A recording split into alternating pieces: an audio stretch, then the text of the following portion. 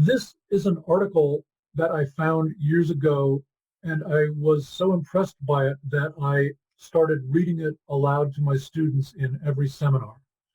Doom Eager, Writing What We Need to Know by Stephen Dietz. Petey, broken. Stan, don't let them tell you what to do. From Harold Pinter, The Birthday Party, 1958. Write about what you know. Those words echo down from above us with the authority of soldiers. The words sit on our laps as we stare at our typewriters.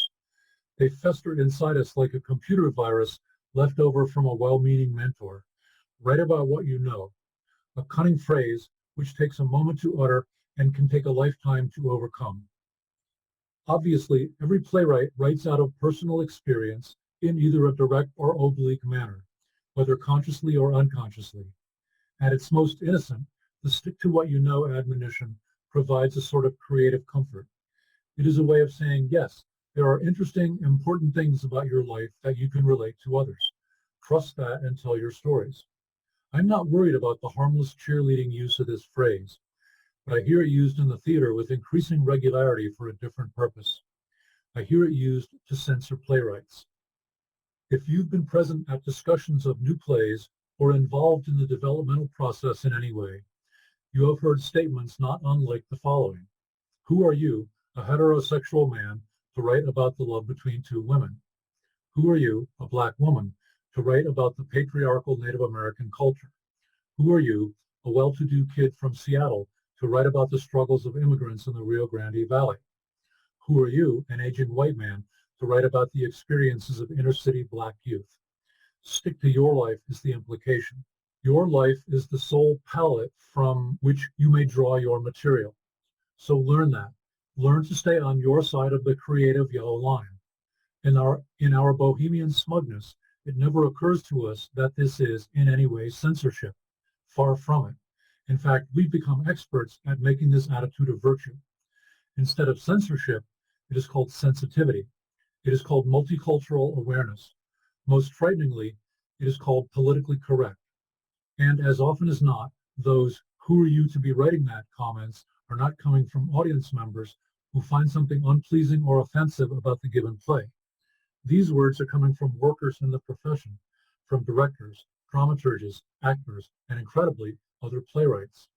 I believe that uttering these words to a playwright is tantamount to becoming the small-minded, censor-happy goons that we so vocally abhor. We cannot have the ethics of our creativity both ways.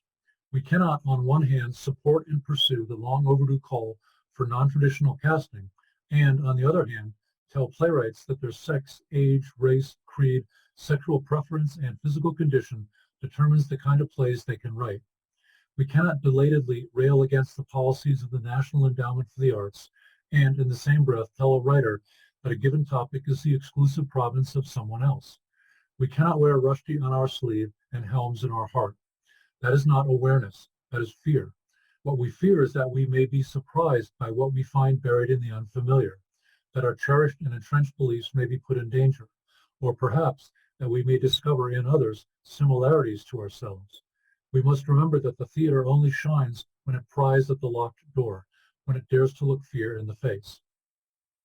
What better way to begin to close the distance between our various communities, ethnic, religious, political, sexual, than by opening doors and venturing in? Where is the long overdue call for non-traditional playwriting?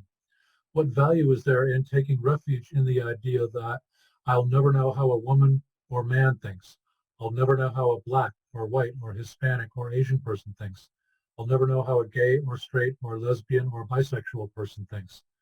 I'll never know what it's like to be a veteran or a Native American or a mother or a white supremacist or a brain surgeon or a spy or an Olympic athlete or a communist or a dock worker or an anti-abortion activist or a Jewish or Catholic or Muslim or a disabled person or a Southerner or an orphan or a high fashion model or an 18th century poet or a feminist or a foreign visitor or the Amish or a Republican or a person with a terminal illness or a father or the homeless.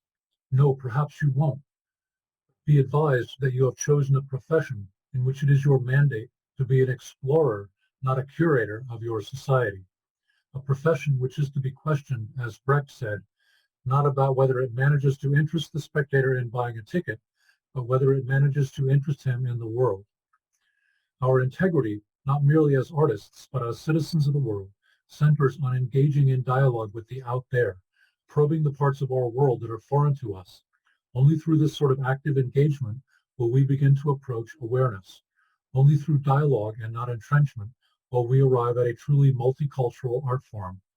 We will get nowhere by waiting for others to address our burning questions with the cunning rationalization that the topic is better served by someone else.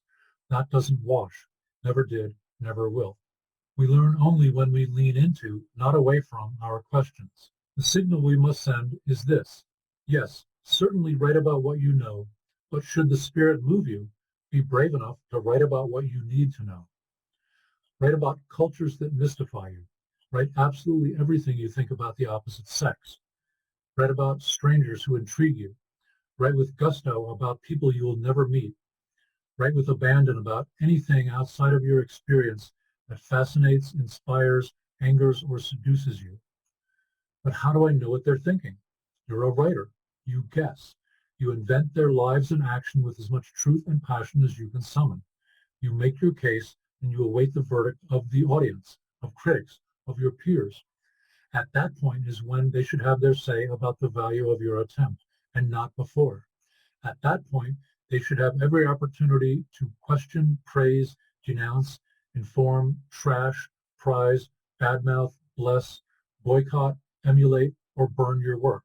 At that point, you may bask in the realization that you have broadened your horizons and those of your community. Or you may find out that you were just dead wrong. And that too will teach you something. Attempts, not results, are the only sacred things in the theater. So be doom eager. Wrestle with what is uncertain to you. Venture into those places that the world tells you belong to someone else. Did you get into theater to think small? Did you become a writer so other people could tell you what to do? Not let anyone, no matter their title or position, no matter their notoriety, no matter the cause or people they are championing, tell you what you are allowed to write. We risk the greatest loss when we allow our questions to be made smaller. Nothing can stop progress in the American theater except the workers themselves, Robert Edmund Jones wrote in 1941. Nearly 50 years later, those words shine like a beacon. And this is used by permission from the playwright Stephen Dietz. And I read that to thousands of students, and one of them, who was a VP at a major Hollywood studio, said she thought it should be reprinted in Variety every month.